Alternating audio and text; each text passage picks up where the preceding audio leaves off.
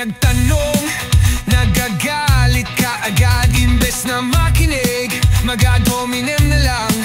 Minsan nagiging bastos, nangaaway na lang. Bumoboses na lang, dahil utak hanggang dun lang.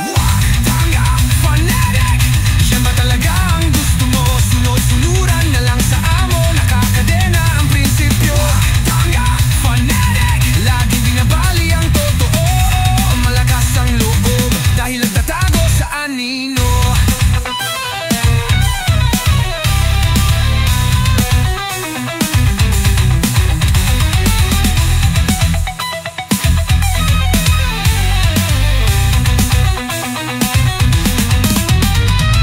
Kailan ka matututo o mananatiling bulag?